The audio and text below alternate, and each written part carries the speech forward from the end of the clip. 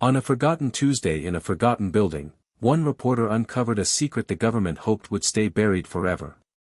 Operation Smokeveil, an experiment erased from history, a town wiped off the map, and survivors who were never meant to be found. This is the story of chemical shadows, fractured minds, and one woman who followed the truth into a place where reality itself breaks. If you think you've heard every conspiracy, think again. Because this one, it never ended. It started on an ordinary Tuesday. The kind of Tuesday that blends into the gray blur of the city, the noise, the traffic, the hum of fluorescent lights in a cramped office. Sarah Whitman had been a reporter for nearly a decade, carving her path through the underbelly of politics and corporate corruption. She'd seen lies, half-truths, and cover-ups, but nothing like this. Nothing that made the hairs on the back of her neck stand up like the folders she found buried in the basement of an abandoned government building. She didn't know why she had been drawn there. Maybe curiosity, maybe intuition. The building, a relic of Cold War paranoia, had been slated for demolition, a forgotten archive of secrets that no one cared to catalog. The doors were unlocked, the air stale with dust and mildew.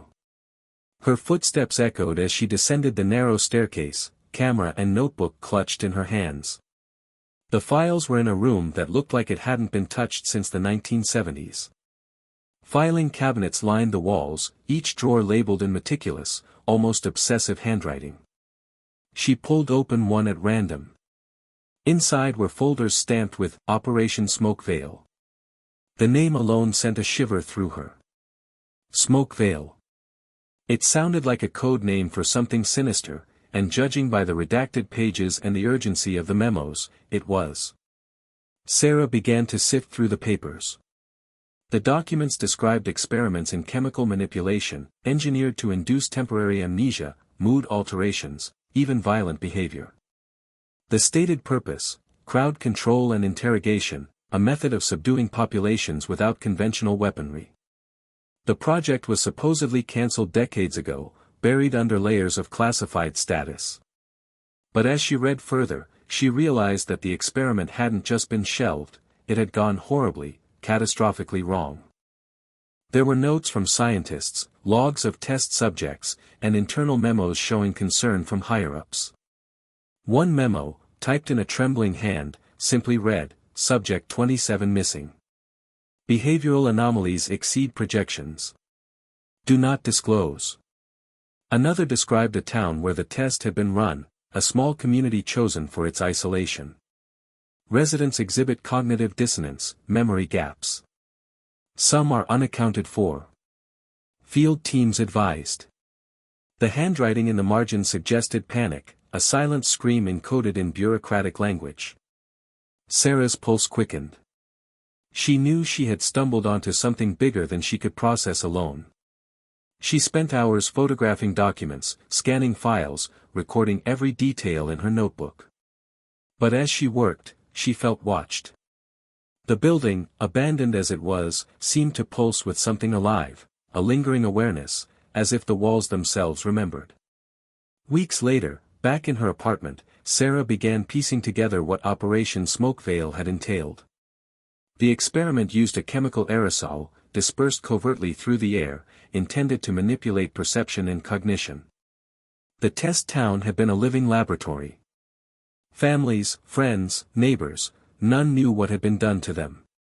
And the worst part, some had survived, wandering like ghosts, memories fractured, minds fragmented. Others had vanished without a trace. Her investigation drew her into a maze of red tape and intimidation. Calls from unmarked numbers, cars that seemed to follow her, the ever-present sensation of eyes on her when she thought she was alone.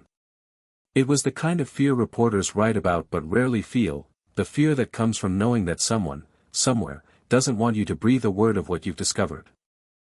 One night, she met with a former scientist from the project, a man who spoke in hushed tones and glances over his shoulder.